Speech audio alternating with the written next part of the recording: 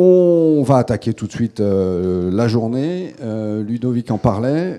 C'est Jean-Édouard Grésy qui va commencer cette journée. Il est entrepreneur puisqu'il a créé Alternego. Il est également anthropologue, auteur. Notamment son dernier livre, La Révolution du don, a fait grand bruit. Un livre sur le management repensé à la lumière de l'anthropologie. Il a également écrit Gérer l'ingérable, gérer les risques psychosociaux. Et d'ailleurs, Jean-Édouard Grésy sera à votre disposition pour une séance de dédicace, si vous le souhaitez, puisque cette année, le libraire Coiffard nous propose aussi un certain nombre d'ouvrages, dont ceux dont les auteurs sont présents aujourd'hui. Voilà, Jean-Édouard Grésy, je vais te laisser la place, puisque c'est à toi qu'on a confié le soin de planter le décor de cette journée. Merci. On se retrouve dans à peu près 40 minutes. Parfait.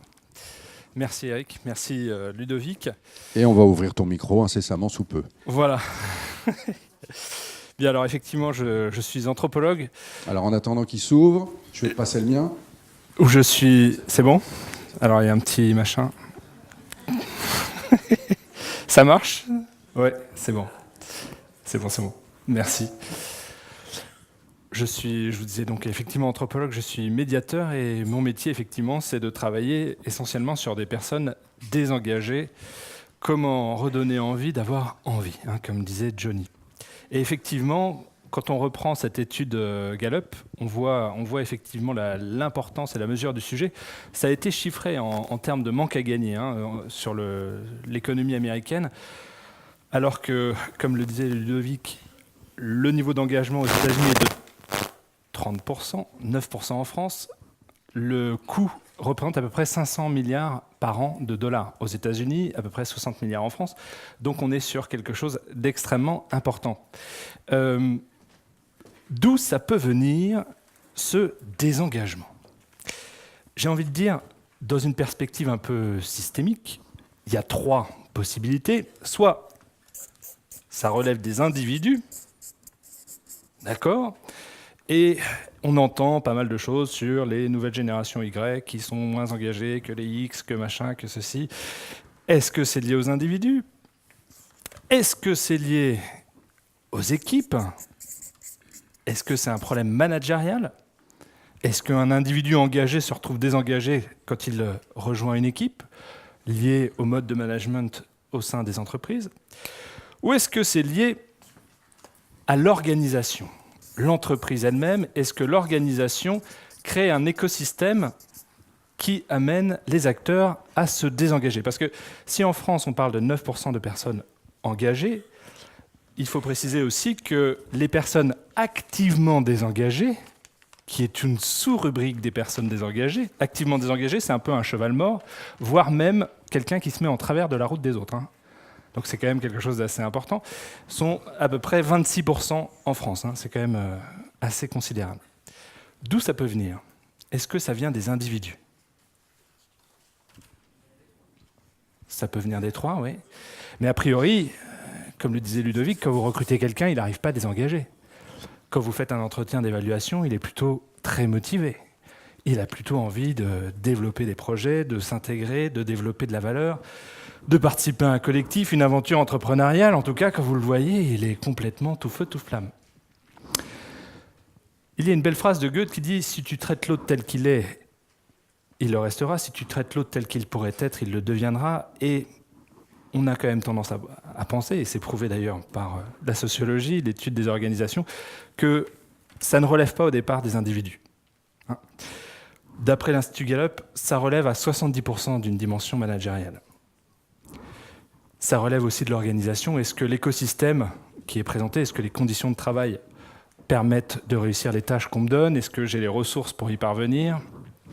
Est-ce que je me sens bien en termes de luminosité? Un peu, on est aussi à la fois une plante, un animal, etc. Donc est-ce qu'on respire bien? Est-ce qu'on n'est pas perturbé par le son, etc. Et on sait bien que l'environnement de travail est essentiel pour bien travailler.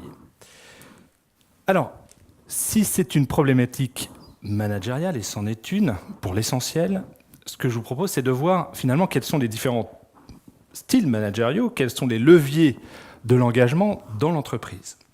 Et nous allons balayer rapidement 4 leviers pour engager, pour faire en sorte que les choses soient faites pour faire en sorte que les gens non seulement respectent leurs engagements, mais en plus, effectivement, prennent des initiatives, etc. Premier levier, très répandu, le pouvoir de la carotte et du bâton. Très répandu, c'est une approche assez taylorienne, assez ancienne. Et nous allons voir, à travers une première expérience, que ça a des limites, évidemment. Vous avez un chercheur qui s'appelle Édouard Dessy qui a mis en place un petit test que je vais vous soumettre. Certains d'entre vous le connaissent. Vous allez avoir quelques secondes pour résoudre ce problème. Okay ? Si vous connaissez le problème, je vous invite à ne pas participer. Si vous ne le connaissez pas, allez-y. Vous allez avoir 5 secondes. Dès que vous avez trouvé la solution, dès que vous avez imaginé une solution, vous pouvez lever la main. C'est assez rapide. Voici une boîte de punaises. Voici une boîte d'allumettes. Voici une bougie.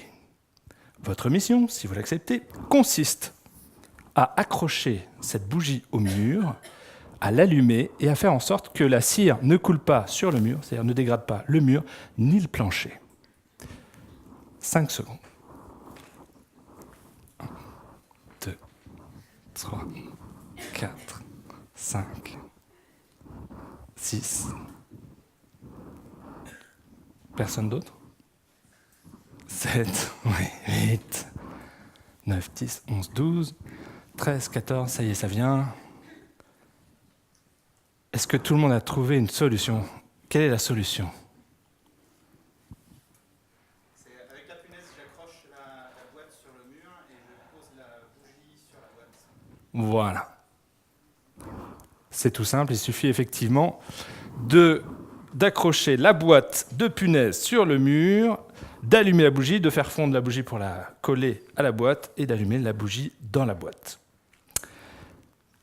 Cet exercice a été réalisé à de nombreuses reprises avec différentes équipes. Et notamment en Inde, pour augmenter le pouvoir de la récompense. Premier groupe, 4 roupies. On leur donne 4 roupies pour réaliser l'équation, avant. 4 roupies, ça représente, à l'époque, 1 jour de travail. Deuxième groupe, on leur donne 40 roupies. 40 roupies, ça représente, cette fois-ci, 15 jours de travail. Troisième groupe, 400 roupies, et cette fois-ci, c'est 5 mois de salaire. À votre avis, quel est le groupe qui résout cette équation le plus rapidement ?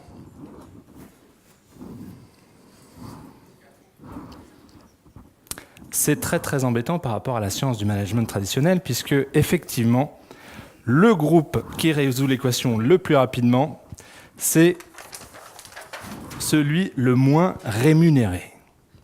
C'est ce qu'on appelle un problème de fixation fonctionnelle, puisqu'il faut avoir l'idée de sortir les punaises de la boîte pour résoudre l'équation.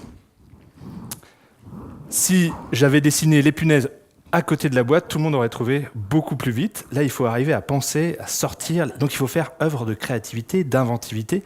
Et c'est l'essence même du travail. Comment sortir du cadre, comment résoudre des problèmes, comment effectivement trouver des solutions. C'est très embêtant puisque l'art et la science du management est beaucoup axé sur cette dimension de la carotte et du bâton. Et on s'aperçoit que finalement, plus je paye les gens, moins ils performent. Donc c'est inquiétant. C'est inquiétant. Alors, si on demande maintenant et qu'on dit précisément ce qu'il faut faire aux personnes, c'est-à-dire tu sors les punaises, tu plantes la boîte, tu mets la bougie, etc. Et plus on les paye, là, plus ils agissent rapidement. C'est-à-dire que si c'est ce qu'on appelle un travail algorithmique, si le travail est algorithmique, c'est-à-dire consiste à faire une opération répétée sans nécessité d'être créatif, effectivement, l'incitation carotte-bâton fonctionne. Par contre, ce qui est travail qui nécessite inventivité, là, ça change. Or, d'après une étude américaine, donc, ce qu'on appelle les tâches heuristiques qui demandent de la créativité et de l'inventivité, c'est 70%, plus de 70% des créations d'emplois en ce moment aux États-Unis. C'est-à-dire qu'on voit que l'évolution du travail va naturellement vers des tâches qui demandent de plus en plus d'inventivité, de créativité, de sortie du cadre. Bien.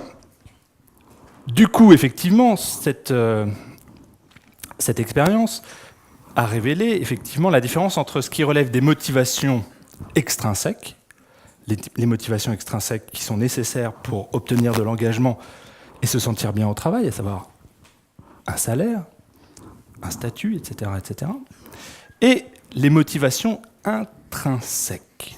Qu'est-ce que c'est que les motivations intrinsèques ? C'est le sens que l'on trouve dans le job que l'on fait. Est-ce qu'on sait pourquoi on le fait ? Est-ce que ça nous donne envie de nous lever le matin ? L'autonomie aussi que l'on a pour pouvoir être inventif, créatif. Le sentiment aussi d'apprendre, de valoriser ses compétences, de progresser. Et c'est effectivement le premier facteur de dynamique, d'engagement au travail. Attention, ce n'est pas l'un sans l'autre. Il ne s'agit pas de croire qu'on peut ne pas payer un salarié et lui donner du sens pour que ça fonctionne bien. C'est l'un et l'autre, mais on s'aperçoit qu'à partir du moment où on est bien payé, un peu plus que le marché, c'est les motivations intrinsèques qui vont faire la différence. Donc, premier registre, le pouvoir et la règle. Enfin, le pouvoir, d'une manière générale, on voit les limites du pouvoir. On voit aussi qu'il y a eu certaines dérives parfois managériales dans les organisations avec une approche un peu Louis XIVe, si j'ose dire. Je commande, tu exécutes. À l'ombre des grands chênes ne poussent que des glands. Pourquoi dégrader mon lumineux projet avec des gens moins comprenants ? Et effectivement, ça génère du désengagement parce qu'il y a une corrélation entre le degré de participation à une solution et l'adhésion. Plus je participe, plus j'adhère, moins je participe, moins j'adhère. C'est comme ça. C'est même cognitif, ça a été étudié, c'est ce qu'on appelle une réaction dévaluatoire. Une solution qui m'est imposée sans que j'y participe génère une réaction dévaluatoire, même si elle est bonne. Je n'ai pas envie. C'est plus fort que moi. Deuxième registre pour obtenir de l'engagement, les règles. Dans une organisation, il y a des règles. Il y a des règles pour savoir un minima ce qui doit être fait.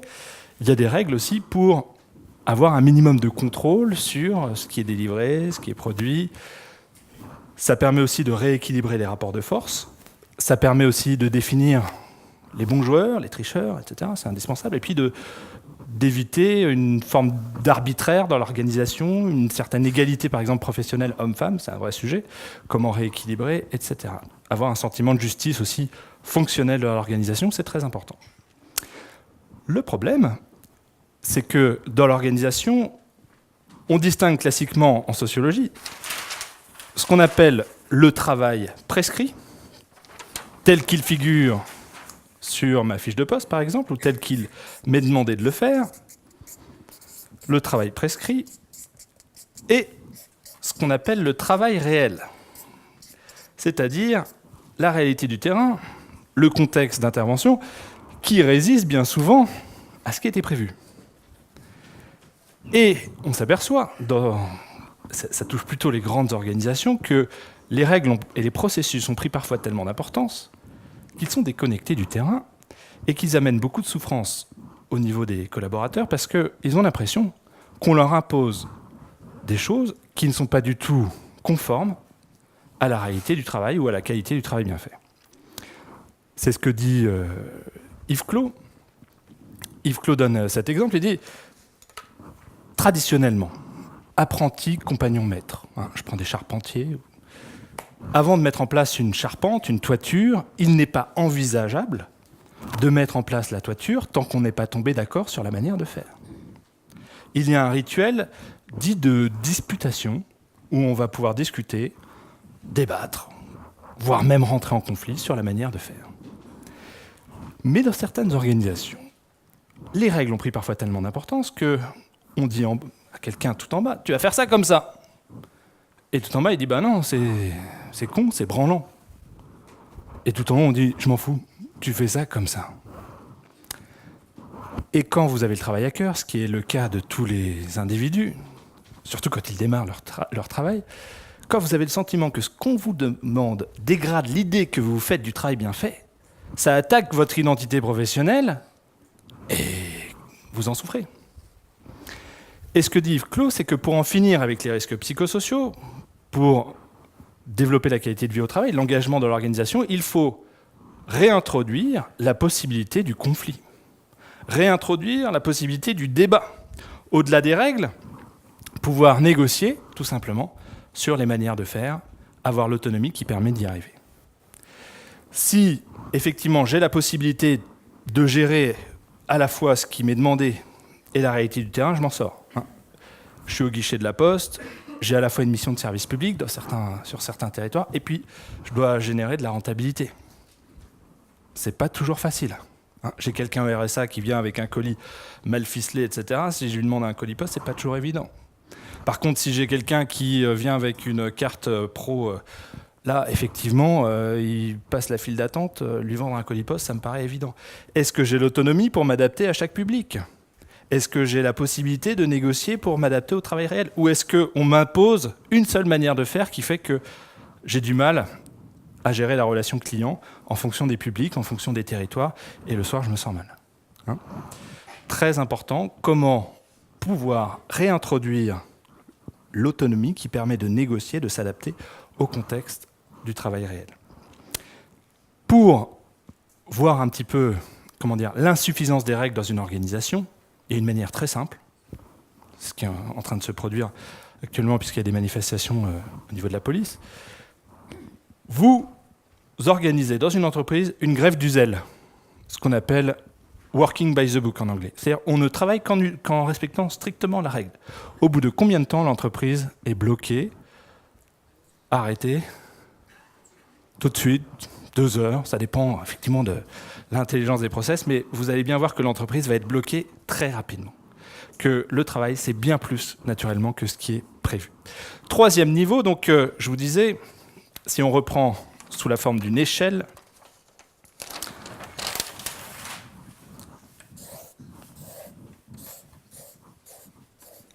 on a vu le pouvoir et ses limites, sa nécessité et ses limites.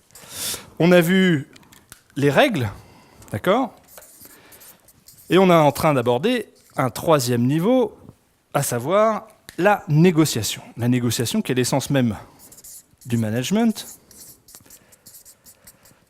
Négocier qui veut dire, effectivement, intégrer l'autre dans son équation personnelle. Négocier qui veut dire une forme de décision conjointe. Les choses sont faites, on s'engage parce qu'on est tombé d'accord pour le faire de cette manière. Négocier, d'ailleurs, ça vient du latin, neg osium. Ça commence bien. Neg, c'est ne pas faire quelque chose. Ne pas faire quoi ?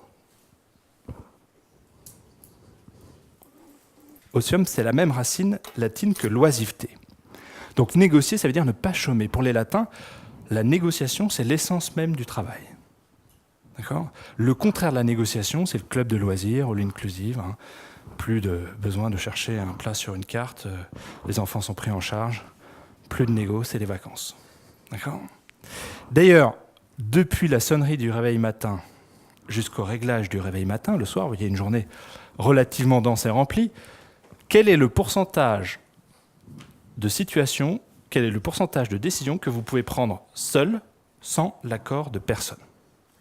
Comment s'habillent les enfants, qui les emmène à l'école, qui s'occupe de ce dossier, qui rappelle ce client, à quelle heure on va déjeuner, qui fait le compte rendu, qu'est-ce qu'on fait après le dîner, à quelle heure on se couche ? Quel est le pourcentage de décisions que vous pouvez prendre seul, sans l'accord de personne ? Que ceux qui considèrent que seuls 20% des décisions se prennent seuls, sans l'accord de personne, lèvent la main. Ouais. Que ceux qui considèrent que 50% des décisions se prennent seuls, sans l'accord de personne, lèvent la main. Ouais, c'est timide. Et que ceux qui considèrent que 80% des décisions se prennent seuls, sans l'accord de personne, osent lever la main. Ouais. Ouais. Bien. Alors effectivement, on retrouve la fameuse règle des 80-20. Ça a été étudié, mais on considère qu'un manager passe à peu près 80% de son temps à négocier. 80% de décisions prises de manière concertée pour 20% de décisions unilatérales. Alors évidemment, la plupart des décisions sont reconduites tacitement. Je me suis mis d'accord avec un collègue et je n'ai pas renégocié tous les matins le fait qu'on applique cet accord, mais peut-être qu'un matin, à la machine à café, il me tombe dessus et il me dit « Jean-Édouard, je ne suis pas d'accord avec ce point ». Et là, il y a deux possibilités. Soit j'ai bu suffisamment de café, je suis aware à la négociation, et je lui réponds « Eric, si tu n'es pas d'accord avec ce point, c'est que certains de tes intérêts ne sont pas satisfaits. Prenons donc le temps de discuter pour redéfinir ensemble un terrain d'entente. » Je parle comme les bouquins de management. D'accord. Soit j'ai pas bu suffisamment de café et je suis tenté de lui répondre « Je veux pas le savoir, Eric, c'était pour hier, tu te démerdes. » Et là, on retombe, on sort de la négociation pour remonter dans des relations de pouvoir. Et la plupart des situations difficiles au travail viennent tout simplement, et c'est vraiment important de le souligner, la plupart des situations difficiles au travail viennent tout simplement des situations qui ne sont pas considérées comme des négociations. D'accord ? Bien. La négociation, il y a plusieurs principes. Le premier principe, c'est pas de concession sans contrepartie. Ah oui. Pas de concession sans contrepartie, on est bien d'accord ? Hein ? Pourquoi ? C'est win-win. Je vous donne juste un exemple qui m'a surpris, parce que je voyais récemment à la SNCF, vous savez qu'en juin, ils ont vécu une période un peu difficile, puisque le gouvernement leur a imposé de céder unilatéralement en plein négo social, sur la renégociation du statut, etc. Et quand les partenaires sociaux ont obtenu tout ce qu'ils voulaient unilatéralement, est-ce qu'ils ont arrêté de faire grève ? Pourtant, le gouvernement disait « Je ne comprends pas qu'ils continuent à faire grève alors qu'ils ont obtenu tout ce qu'ils voulaient. » Et moi, je ne comprends pas qu'ils ne comprennent pas. Ça marche aussi avec les enfants. Vous lui donnez quelque chose sans contrepartie aux justifications, qu'est-ce qu'il entend ? Je peux obtenir ? Voilà. C'est mécanique. Il y a un proverbe africain qui dit « Vous ne rendrez jamais un lion végétarien en lui donnant des steaks à manger. Plus vous l'alimentez, plus il aime ça.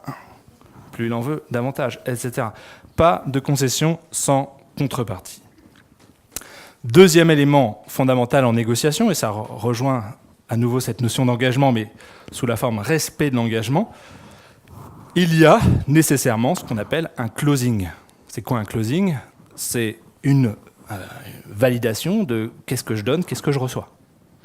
Une quantification de ce qui transite entre nous. Si je fais un projet, combien de temps j'y consacre, quel budget, quelles ressources, etc. Si le closing est raté, si l'engagement est flou, la connerie est certaine.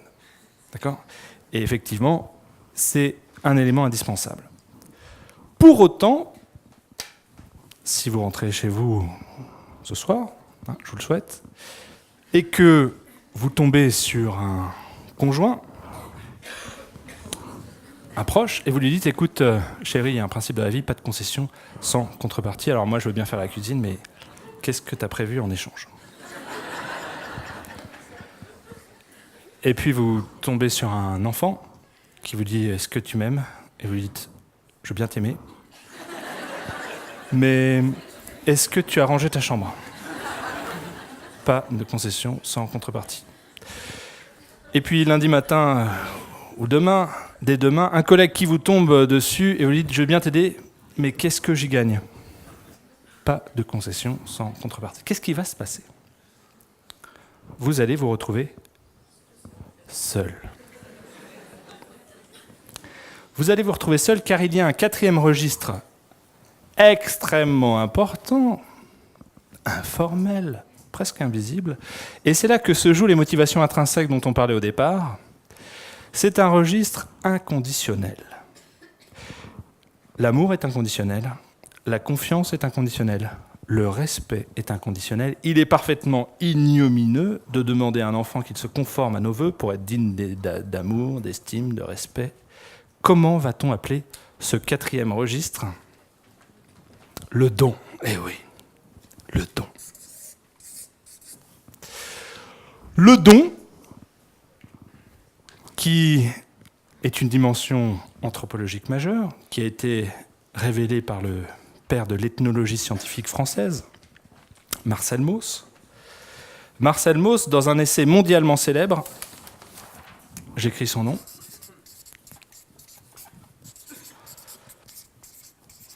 le neveu de Durkheim, en 1925, révèle que dans toutes les sociétés, dans toutes les sociétés, les rapports sociaux ne sont pas fondés sur le troc, sur le marché, sur le donnant-donnant, mais sur le don. Le don qui est l'essence même du lien social, c'est là que se crée la relation, c'est là que se crée la confiance, c'est là que se crée, au-delà de la notion d'engagement, la notion d'adonnement. Est-ce que j'ai envie de me donner? Sous quelle forme?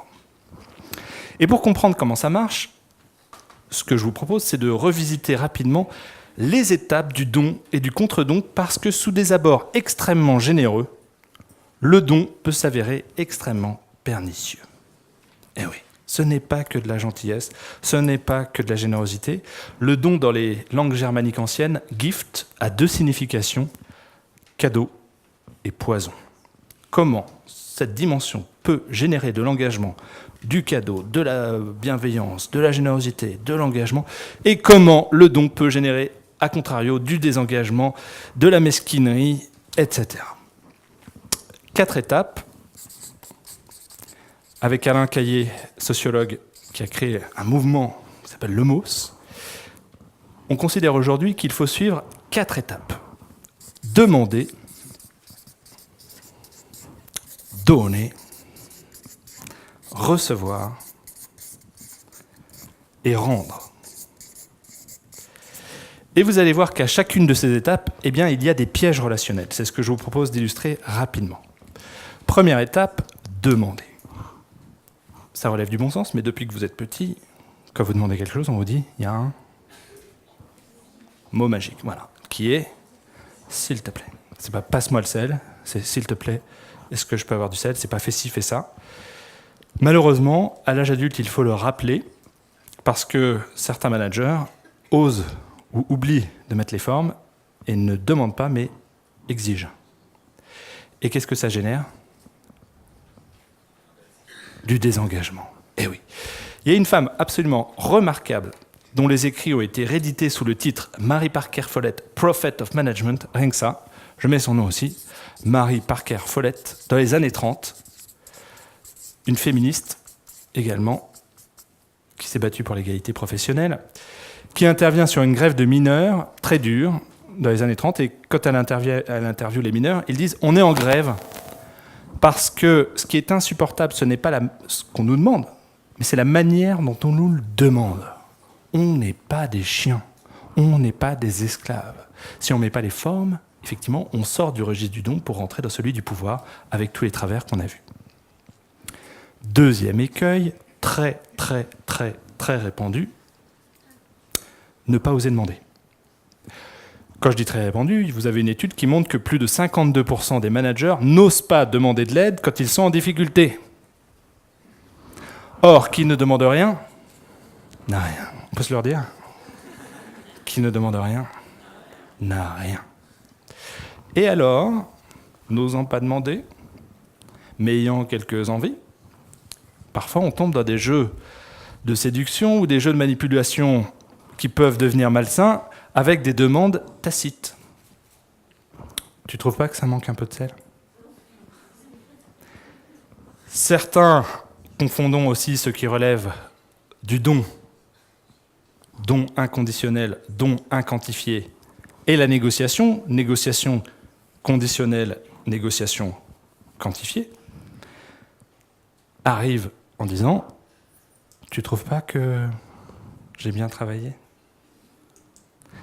plutôt que de demander clairement une évolution de carrière. Et là, il y a 2 possibilités. Soit en face, on ne comprend pas, de bonne foi, et parfois on ne comprend pas. Soit on comprend, mais on a peu de marge de manœuvre, et on est tenté de répondre « Bah oui, je trouve que tu as bien travaillé. » Qui ne demande rien, n'a rien. Hein.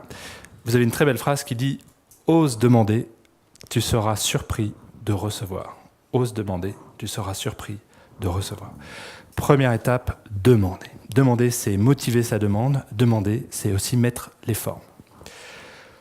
Deuxième étape, donner. Donner, oui, mais depuis que vous êtes petit, on vous le dit aussi, donner, c'est donner. Reprendre, c'est voilà. Eh ben, chez les grands managers, parfois, il faut leur réexpliquer que quand on délègue une tâche, une mission, il faut déléguer l'autonomie qui va avec. Soit on donne vraiment, soit on prend, on garde. Et là, effectivement, on génère du désengagement parce que ça sert à quoi de me donner des tâches si j'ai pas le mandat qui me permet de les réaliser, si j'ai pas l'autonomie pour y arriver. Premièrement. Deuxièmement, donner, c'est ne pas trop donner non plus. C'est ne pas écraser l'autre de sa générosité. Donner, c'est permettre à l'autre de donner à son tour. Et dans le management, on voit parfois des managers très généreux, mais qui utilisent le don comme une forme de pouvoir. D'accord ? J'ai vu récemment quelqu'un qui, pour créer un peu de convivialité dans l'équipe, a convoqué tout le monde à la machine, à la cafétéria, et il paye, il règle, et le lendemain, il les réinvite en disant « c'était sympa, je vous réinvite ». Et là, spontanément, dans l'équipe, il y a quelqu'un qui dit « cette fois, c'est pour moi », et il répond « non, c'est bon, c'est pour moi ». Il bloque le contre-don. Et il renouvelle ça souvent, et du coup, qu'est-ce qui se passe dans l'équipe ? On arrive en retard, on se cache, on évite ce rituel qui est vécu comme une forme de pouvoir. J'écrase l'autre de ma générosité en l'empêchant de rendre. Je le mets en dette. Attention. Donner, c'est le faire pleinement et le faire à bon escient en permettant à l'autre de donner à son tour. Donner, ça donne du plaisir. Vous avez tous les mouvements de psychologie positive qui montrent que ça donne du plaisir, mais ça, les fleuristes le savent depuis longtemps. Chaque fois qu'il y a un bouquet, il y a écrit « plaisir d'offrir ». Et il y a des recherches qui montrent que quand on s'achète un truc pour soi, ils ont fait une expérience, ils donnent $20, vous achetez un truc pour vous, on mesure le niveau de bonheur au moment de l'achat, c'est top. Juste après l'achat, ça redescend.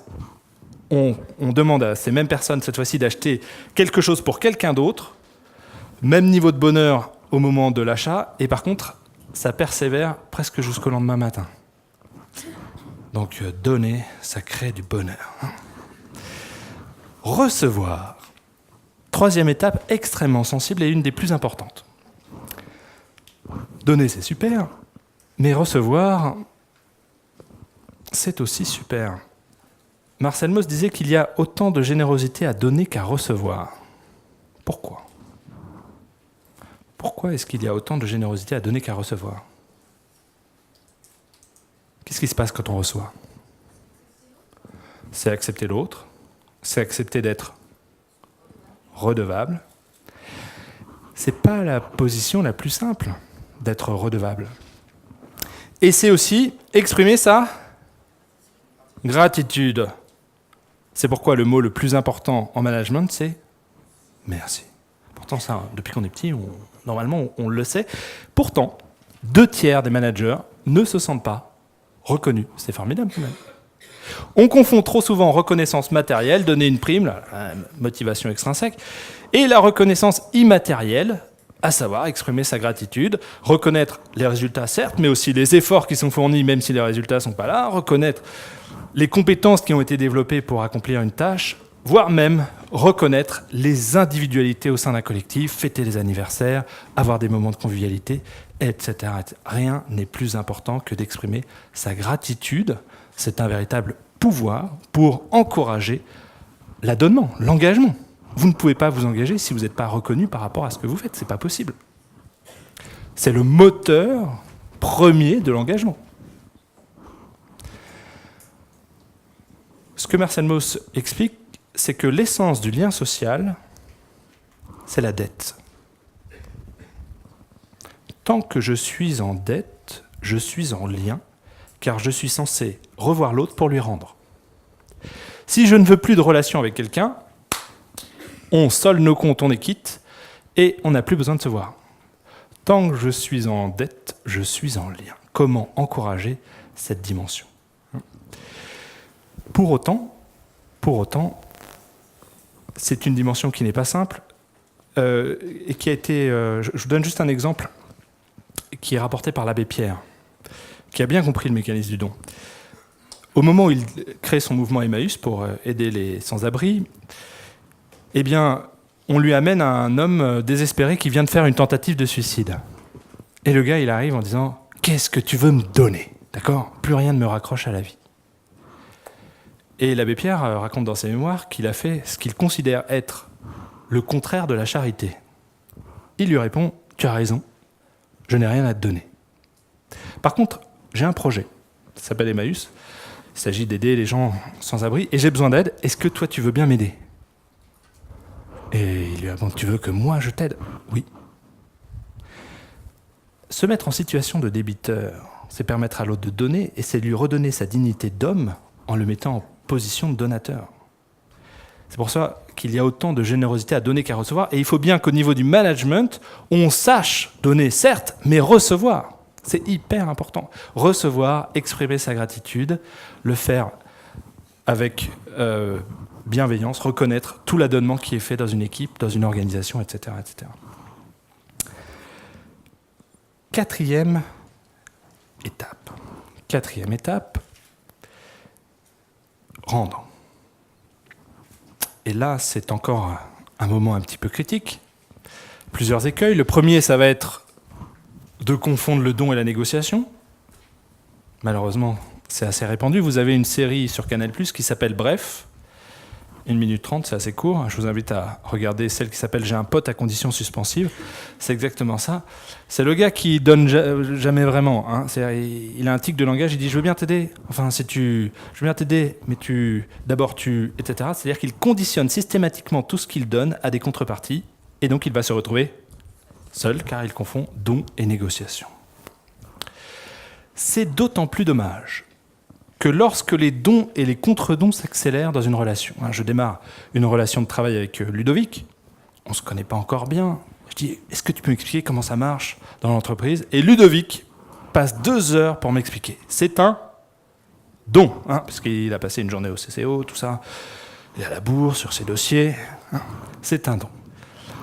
Quelques jours plus tard, une semaine, je ne sais pas, Ludovic vient me voir en me disant « Jean-Edouard, est-ce que tu peux m'aider sur ce dossier ?» Spontanément, j'ai envie de dire « Oui, contre-don ». Au moment où je fais un contre-don, Ludovic se dit « Tac, tac, dans les deux sens, la confiance va pouvoir s'installer. » Et il va avoir envie, sans doute, de me donner à nouveau, je vais lui donner encore, et on va être charrette sur un nouveau projet, etc. Don contre don, ça s'accélère, don contre don. On peut arriver au top de la relation, ce qu'on appelle l'endettement mutuel positif.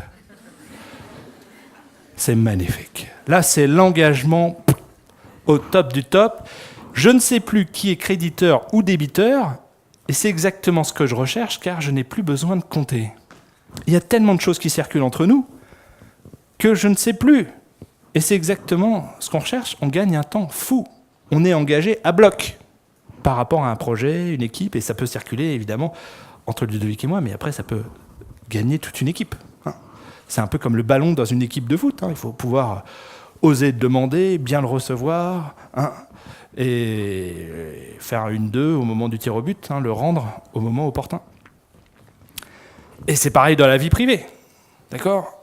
À partir du moment où vous avez un certain nombre d'enfants derrière la porte, vous ouvrez la porte, vous donnez, l'autre donne, vous les couchez, vous affalez sur les canapés en disant « Qu'est-ce qu'on s'est donné ?» Vous n'avez pas le temps de négocier, ou à la marge, marginalement. L'endettement mutuel positif, c'est pourquoi on dit quand on aime, on ne compte pas. Ok ? Dernier écueil, il y a un écueil, celui qui donne, mais qui ne reçoit jamais rien en retour. Quel est le danger ? Il a intérêt à s'arrêter parce que toutes les expressions le confirment. Trop bon. Eh oui.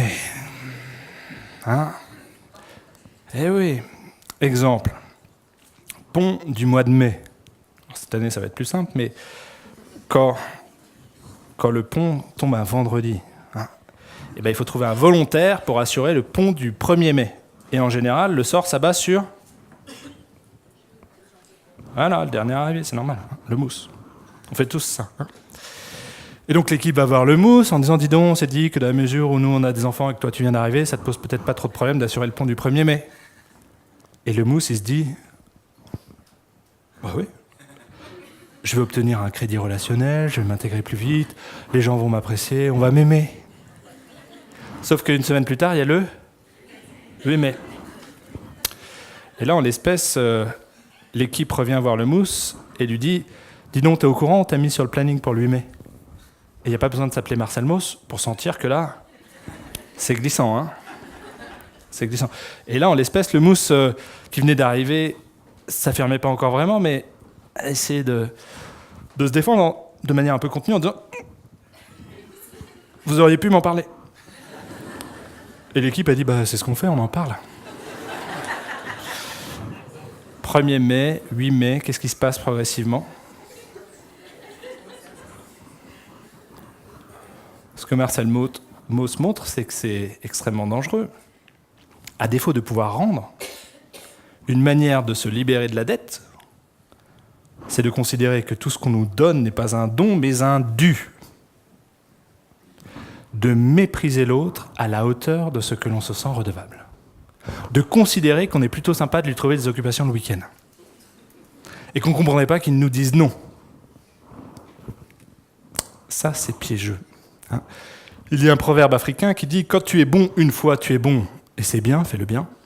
Mais quand tu es bon 2 fois, et j'ajoute sans contre-don, tu deviens bonbon, et on te mange. » Eh oui, on te mange. Et donc vous voyez bien que une organisation qui crée de l'engagement, elle va dans quel sens ? Comme ça ? Ou comme ça ? Comme ça, évidemment. Hein. Laisser assez d'autonomie pour pouvoir donner, prendre des initiatives, reconnaître le don, car sinon il s'épuise. Protéger aussi des gens d'un adonnement trop fort. Parce que ce que disait Marcel Mauss, il avait tout compris. Donner, ce n'est pas non plus se sacrifier. Et il faut aussi protéger les acteurs d'un adonnement trop fort. S'assurer qu'ils ne travaillent pas jusqu'à 22h dans le noir, comme on le voyait avec les comédiens tout à l'heure. Leur donner les possibilités de cadrer aussi leur activité, etc. Et qu'est-ce qui se passe si l'on ne me donne pas ce que j'ai demandé ? Qu'est-ce qui se passe si l'on ne me donne pas ce que j'ai demandé ? Frustration, désengagement, démobilisation. Alors oui, c'est vrai, mais ça, c'est une conception complètement adulte de ce qu'on est en train de voir. Quand j'ai un doute sur le fonctionnement de l'être humain, je regarde les enfants. Parce qu'il y a encore une certaine agilité, une certaine spontanéité, et je ne sais pas vous, mais moi, quand je leur dis non, ils ne boutent pas vraiment, non. Ils ne se désengagent pas vraiment, ils ne repartent pas comme ça, non. Chez moi, ça les excite. Alors, ils ne le disent pas comme ça, hein, mais en gros, dans leur cerveau, il y a un déclic qui se met, ça les excite, ils disent « on va changer de registre décisionnel ». On va basculer du don à la négociation. Et on va chercher à comprendre pourquoi non. Et effectivement, l'agilité pour faciliter l'engagement, c'est avoir cette capacité à sortir du don dès que ça commence à coincer, dès que ça commence à bloquer, dès que ça peut devenir toxique, pour rentrer dans la négociation, qui est une manière de gérer les conflits, de gérer les incompréhensions, de clarifier les malentendus. Il y a un livre que j'ai pas lu, mais le titre est génial, c'est « Les grands leaders peuvent accepter un refus, mais jamais sans comprendre pourquoi. » Hein ? Dès qu'on me dit non, pourquoi non ?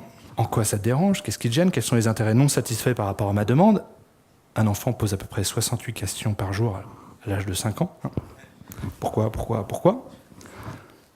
Une fois qu'il a compris pourquoi, créativité, et si. 98 idées par jour à l'âge de 5 ans. Et si. C'est les moteurs de la négociation, c'est la curiosité. Pourquoi ?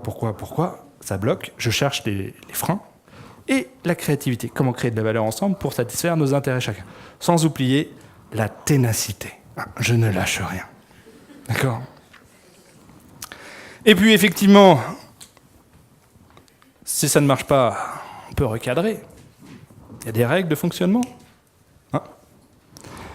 Et en ultime recours, j'utilise le pouvoir qui n'est légitime qu'après avoir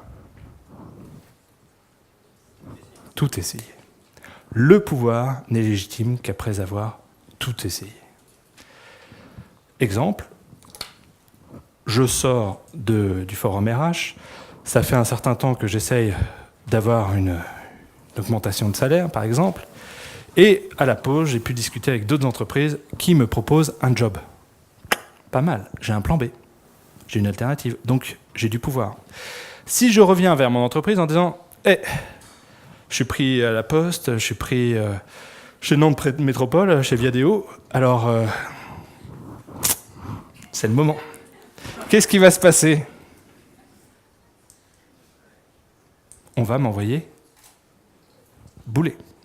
On va m'envoyer bouler parce que personne n'aime négocier avec le couteau sous la gorge. Ça ne s'utilise qu'après avoir tout essayé.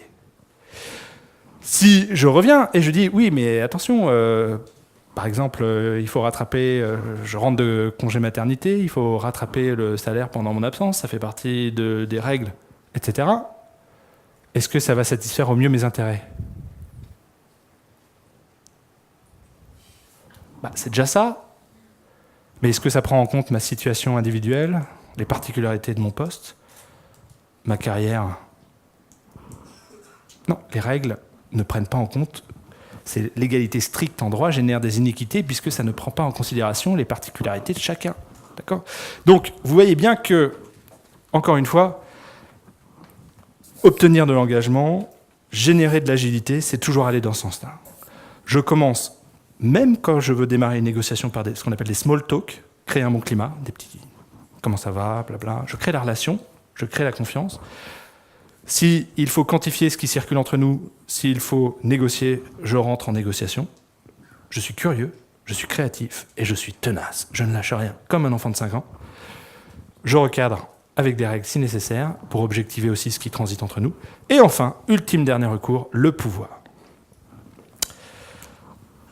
Attention aussi à l'engagement, parce que trop d'engagement tue l'engagement. Trop d'engagement ne facilite pas nécessairement le changement non plus, parce que les gens prennent des habitudes, et pourquoi changer ce qui fonctionne? Et l'engagement, enfin, peut générer une escalade d'engagement qui est un biais décisionnel. J'attends un bus à Nantes pour aller à la gare. Je suis à 15 minutes à pied. Et au bout de 10 minutes, le bus est toujours pas là. Je me dis, j'ai attendu 10 minutes. Bon, j'attends encore un peu. Mais au bout de 20 minutes, qu'est-ce que je fais? J'ai attendu 20 minutes, je suis à 15 minutes à pied, qu'est-ce que je fais? Voilà. Et bien souvent, c'est ce qu'on appelle un effet de gel. On a tendance à persévérer par rapport à une décision qui est prise. C'est ce qu'on appelle une escalade d'engagement. Donc il faut aussi savoir sortir de ça, hein, retrouver sa clairvoyance dans une situation quelle qu'elle soit. Je vous remercie.